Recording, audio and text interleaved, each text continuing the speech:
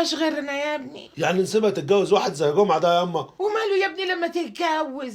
دي وحدانية ومحتاجة راجل يقف جنبها. ازعل زي ما تزعل مع جمعة، لكن اوعى قلبك يقفل من ناحية أوسة. دي مهما كانت خالة مراتك، يعني في مقام حماتك. حماتي ايه بس يا اما؟ هو في واحد شحت زي كده حماته لسه هتروح تتجوز؟ علي يا ويكا، علي يا ويكا. حسن لازم تسبق انت كده عشان تطلعني حمار. عيب يا حسن ما تقولش كده، انا طلعك حمار ليه؟ ما انت طول عمرك حمار. بس بصراحة يا علي بنت الجدعانة ده ما يطلعش الا من واحد اصيل زيك. ربنا يخليك يا حسن. بقول لك ايه، المكتب محتاج لك والشغل مستنيك يا ابو علي. ربنا يخليك يا علي، بس انا سامع يعني ما شاء الله ان المحل ماشي حلو قوي. نق بقى يا حسن بقى، نق يا جدع نق ايه ده؟ انا اتمنى لك كل خير، ده انا اخوك يا علي. بص يا حسن، المحل ده خطوه في مشوار طويل ولسه اللي جاي اهم. بصراحة يا علي انت تستاهل كل خير، لان نيتك حلوة وجواك خير كتير قوي، وباذن الله هتروق وتصفى وتحلو قوي. انا كنت جاي كده يعني في موضوع شاغل بالي كنت عايز اسالك فيه. طب تعالى اقعد يا حبيبي.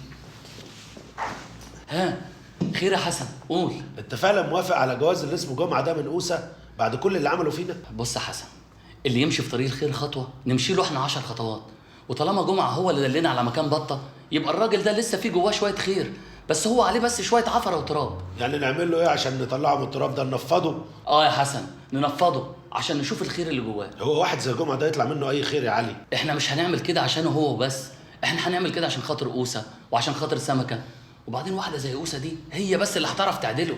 قول بقى عشان خاطر سمكة، انما أوسة بقى انا نفسي تعدله فعلا، تديله كام روسية من بتوع زمان كده تفوقه وتعرفه ان الله حق. ما تقلقش على أوسة حسن، أوسة دي ست ب100 راجل، بس احنا بقى مش عايزين نقف في طريقها. كلامك ده سيف على رقبتي يا علي، بس ان انا احط ايدي في ايد جمعة ده مش هيحصل. وانا كمان يا حسن قلتها قبليك، انا مش هحط ايدي في ايده ابدا.